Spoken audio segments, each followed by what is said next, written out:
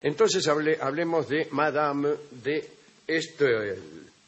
Anne-Louise Germaine Necker era el verdadero nombre de Madame de Staël.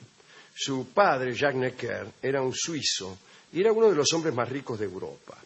Había prestado, según parece, dinero al gobierno francés. Este es un dato que contribuye a despertar en ustedes la sensación de que Necker era rico. Una sensación deseable para la mejor interpretación de esta charla. Bien. Había sido, además, Necker o Necker, ministro de Finanzas del rey Luis XVI, será Necker. Y la madre de Madame de Staël, Suzanne, era escritora e hija de un clérigo calvinista. Y además parece que era hermosísima la vieja. Bueno, Anne nació en París el 22 de abril de 1776. Pasó su niñez en medio de una atmósfera intelectual recargada de etiquetas y protocolos. Fue una niña precoz. A la edad de 5 años, parece, cuentan, anda a saber, entró al salón de su madre y preguntó a una anciana duquesa que estaba allí lo siguiente: Madame, ¿cuáles son sus puntos de vista sobre el amor y la muerte?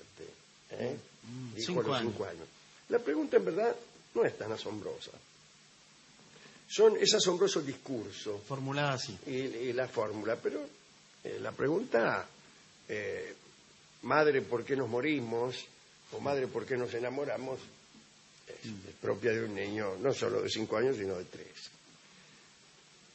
Bien, ahora, el inciso, ¿cuáles son sus puntos de vista sobre? Punto de vista. Sí. La noción de punto de vista es mucho más oscura para un niño que la noción de la muerte y del amor. Bien. A los 14 conoció a Eric Magnus, ya no es esta otra postulación a la precocidad. No, ya. No, en otro orden de cosas, porque ¿cómo sería que a los 5 años dijo esto de los puntos de vista y a los 14 conoció a Eric Magnus? No. Conoció como cualquiera. Que era barón de Staël-Holstein. 17 años mayor que ella era el barón. Y parece que era el encargado de negocios suecos en París. Era pobre, por muy varón que fuese. A Necker, el papá de Anne, le cayó bien este barón de Staël-Holstein y le compró a este muchacho el cargo de embajador durante 12 años con el fin de hacerlo más digno para su hija. Le compró, no es que se lo compró a él, sino lo compró para él. Compró el título de embajador y se lo dio a este hombre. ¿Para qué? Bueno, para que fuera digno de su hija. Al poco tiempo Anita se casó nomás con Eric, el barón de Staël-Holstein, y se convirtió en Madame de Staël. Hay que decir que a ella no le entusiasmaba nada este matrimonio y desde el principio se mostró muy poco entusiasta. Aburrida en realidad, ya que el matrimonio no le proporcionaba demasiado disfrute. Y entonces parece que se dedicó a escribir. Bueno, si todas las mujeres aburridas del matrimonio se dedicaran a escribir, no habría biblioteca suficiente para contener los libros emergentes de esa situación. Publicó rápidamente 2 novelas, una atrás de la otra. Ese es un agregado mío. Un tratado político y que eran cartas acerca de Jean-Jacques Rousseau. Tenía 20 años, no Rousseau, sino Madame de Staël, y se olvidó de su marido y se olvidó también de la literatura para dedicarse con mucho entusiasmo al adulterio. En realidad no tenía muchas armas para jugar ese juego porque era más bien fea. Dicen que tenía lindos brazos, pero tener lindos brazos es como tener linda la parte de atrás de la rodilla. Son lugares de difícil apreciación, por lo menos. Tenía sí hermosos ojos. Parece que vestía trajes sin mangas para poder mostrar los brazos, pero en cualquier caso no necesitaba de la belleza para seducir a los hombres. Era inteligente, agresiva y muy segura de sí misma. Y además, y esto es quizá lo más importante, no tenía ninguna inhibición, por decirlo así. Parece que era fácil, ¿no? Entre sus primeros amantes aparecieron nada menos que el joven Talleyrand y el conde de Narbonne. Luego de algunos encuentros nocturnos se alejó de Talleyrand porque se sintió ofendida. Parece que en una fiesta Madame de Staël le preguntó si la quería tanto como a otra señora que estaba allí. Se lo preguntó del siguiente modo: si las dos cayéramos al agua, ¿a quién sacaría usted primero? Y Talleyrand le respondió: estoy seguro de que usted sabe nadar como una ninfa. Más tarde, Madame estuvo con Narbonne, de quien se decía que era hijo ilegítimo de Luis XV. El hombre era oficial del ejército y ella lo visitaba en la tienda de campaña vestida de hombre. Tuvieron 2 hijos, pero Narbonne la abandonó. Por esos tiempos, Madame escribió Zulma, una novela hecha con profundo rencor tras haber sido abandonada por Narbonne.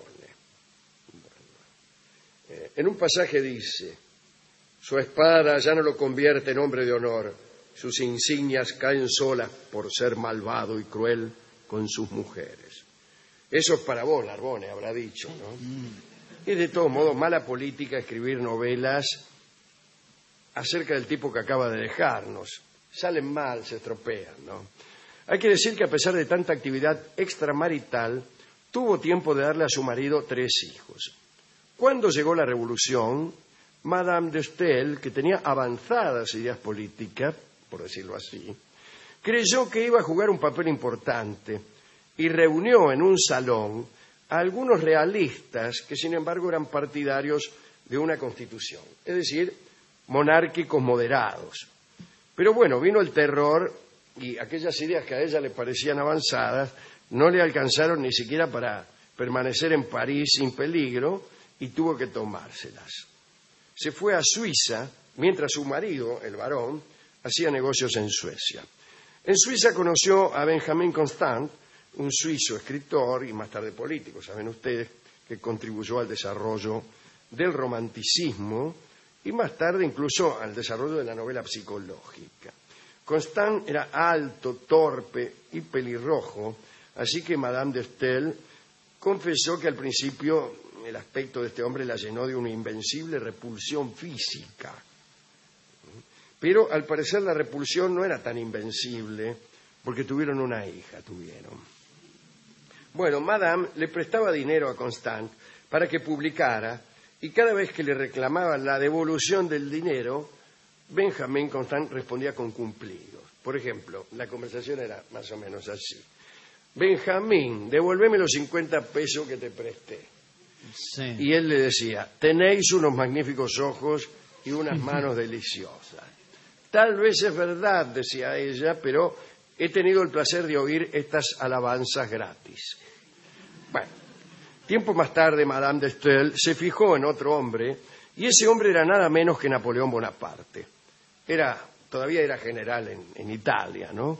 Un día recibió una extraña carta a Napoleón de Madame de Staël y en la carta le reprochaba su matrimonio con Josefina Beauharnais y le decía: la unión de un genio con una pequeña criolla indigna de apreciarle es una monstruosidad.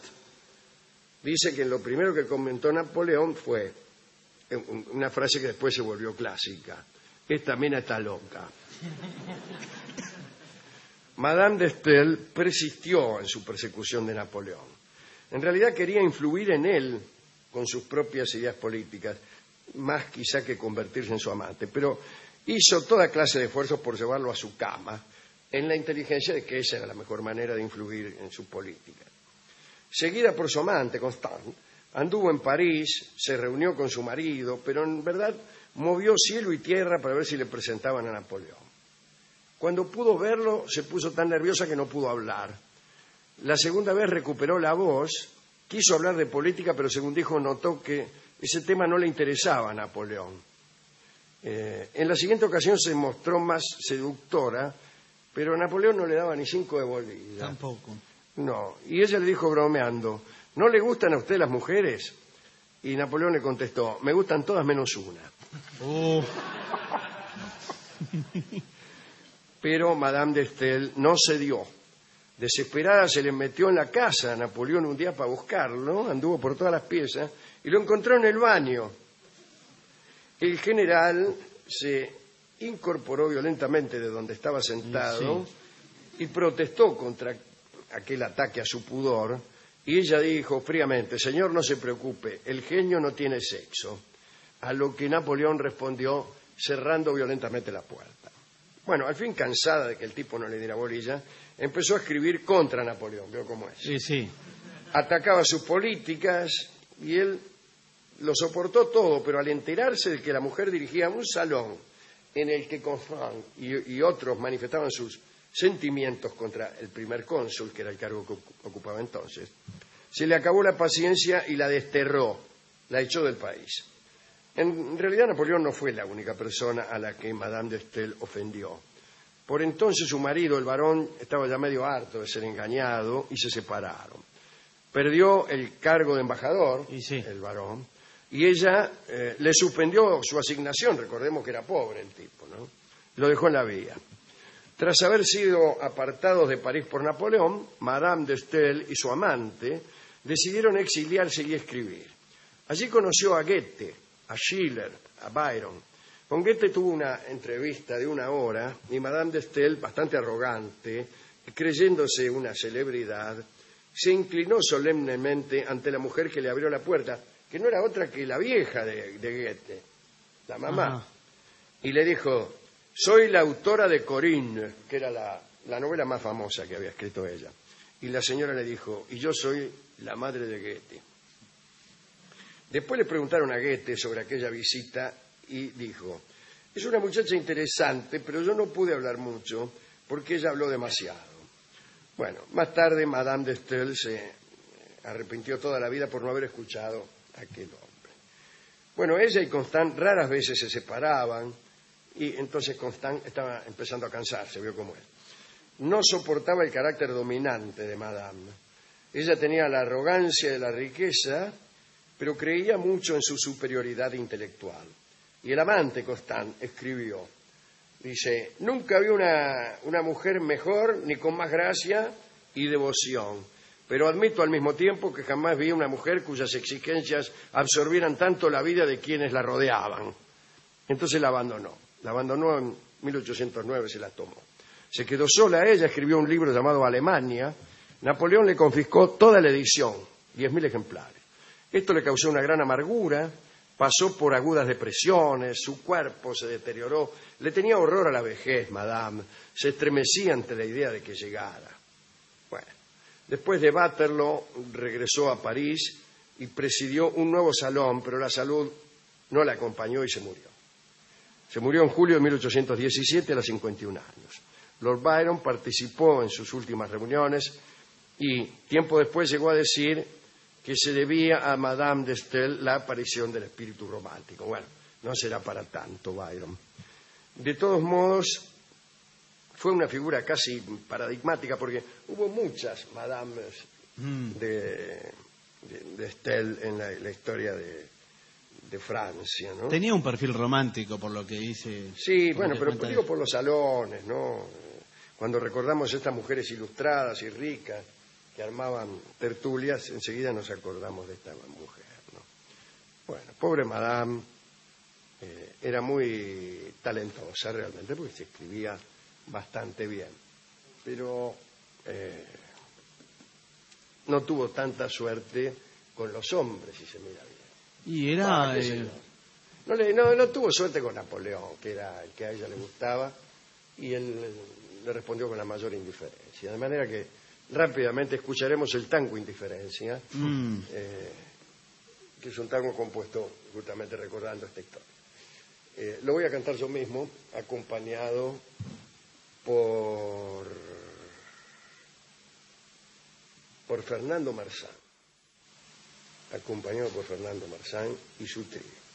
Adelante.